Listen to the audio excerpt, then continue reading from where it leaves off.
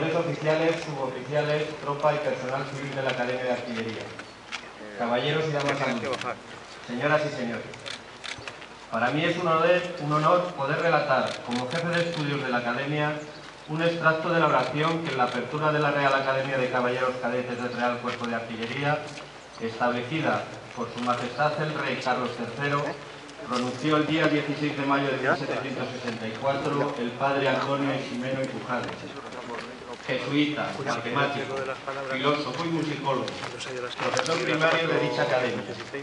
La oración versaba sobre la necesidad de la teórica para desempeñar en la práctica el servicio de Su Majestad.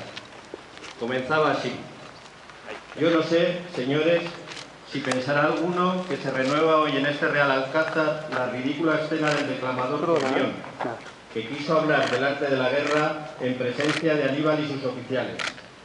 El general cartaginés, aquel que hizo temblar los muros de Roma, no pudo disimular el fastidio que le causaba un hombre tan necio, que no habiendo jamás empuñado una lanza, quería que las victoriosas tropas de Cartago oyeran de su boca lecciones del arte militar.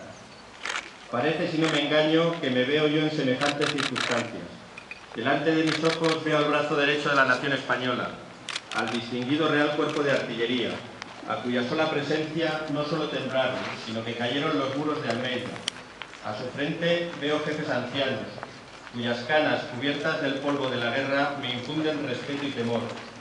Veo oficiales jóvenes, llenos de espíritu y de luces, en las cuales afianzan la España el esplendor de sus armas.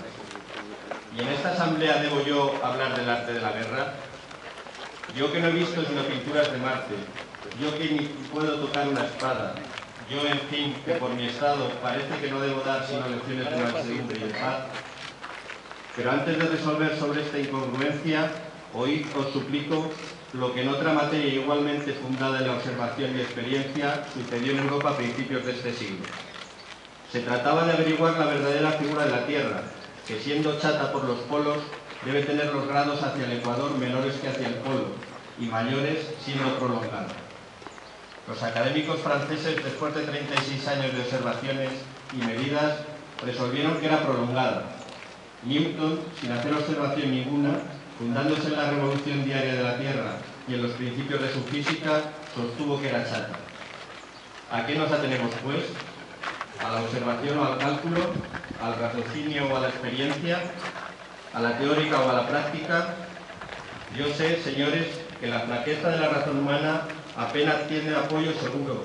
Cuantos más progresos hace, tanto más enigma parece. Cada siglo muda de rumbo para buscar la verdad, y la única que al fin halla es que el siglo antecedente erró.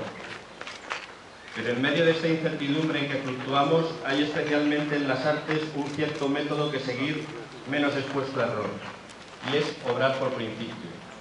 Claro es que si estos flaquean, todo amenaza ruina.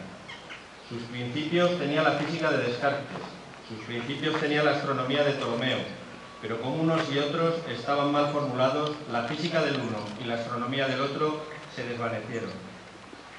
El arte de la guerra, dice Federico, rey de Prusia, se debe estudiar como cualquier otra ciencia. Hay que estudiar sus principios y gobernarse en la práctica por ellos. Es cierto que estos principios deben de estar apoyados en la experiencia, pero ningún hombre es capaz de hacer por sí las experiencias necesarias para establecer un solo principio.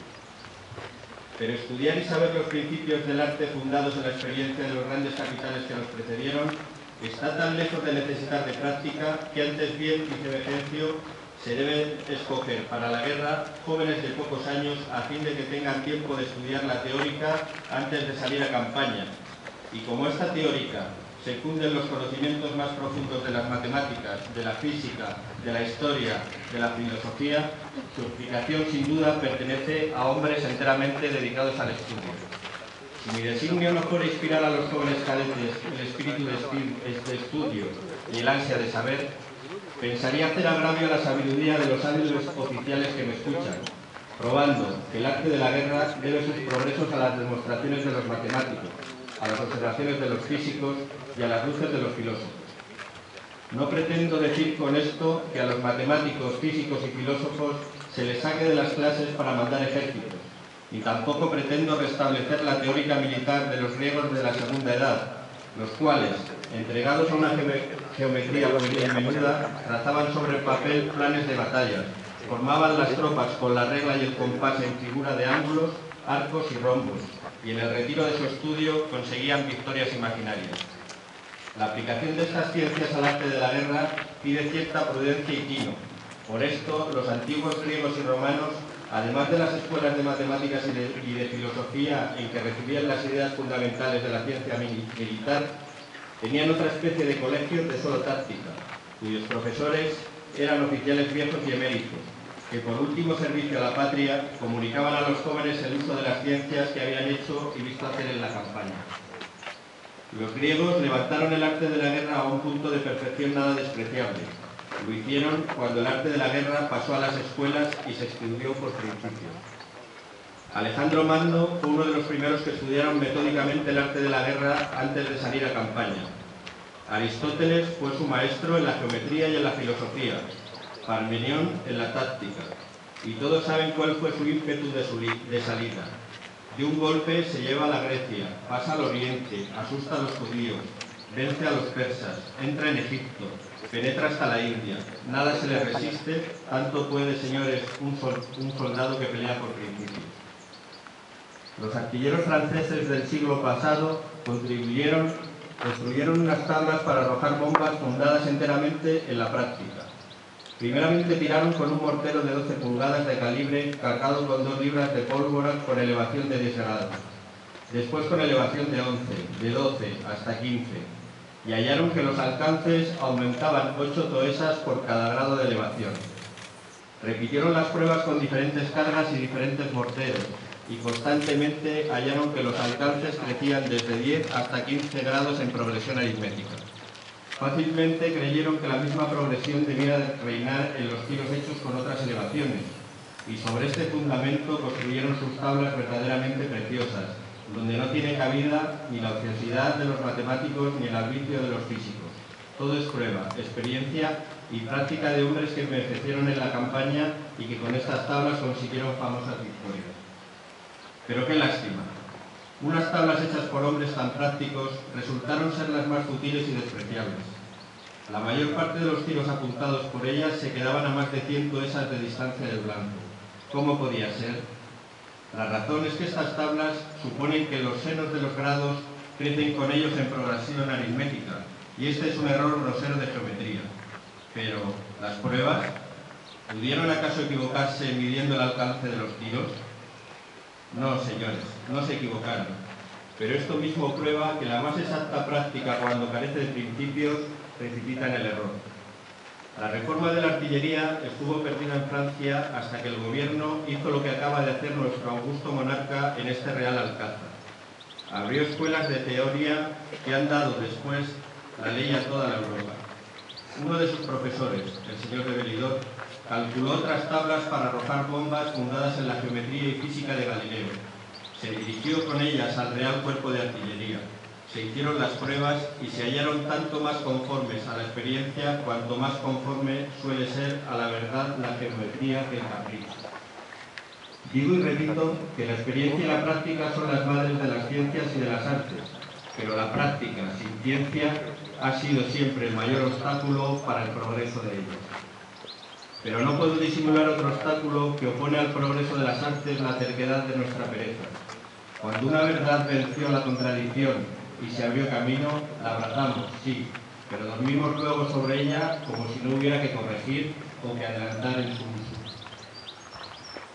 Un buen general no debe entregarse a ningún afecto y los debe sentir todos. Compasivo en las miserias de la tropa, severo en su disciplina, indulgente con el vencido, firme con el obstinado.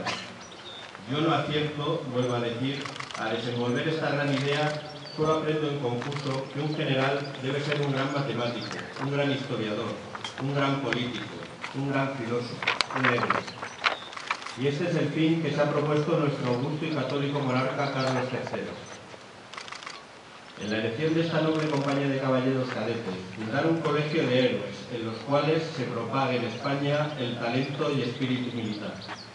Entended, pues, nobles y gallardos jóvenes, el destino a que sois llamados. Si pensasteis que a este honor uniforme estaba anexo el desprecio del estudio, la galantería en el trato, la conquista de los estrados y el poco respeto a las cosas de la religión, os equivocasteis por cierto. Sabed que sois llamados al trabajo del estudio, a la fatiga de la campaña y a la gran virtud que requiere un estado en que se ha de vivir con subordinación a muchos y a todos se ha de obedecer pronta y alegremente, aún en lo no bien mandado, en que se ha de mirar la muerte con ojos enjutos y en que todo se ha de aventurar por el servicio de Dios y de la religión.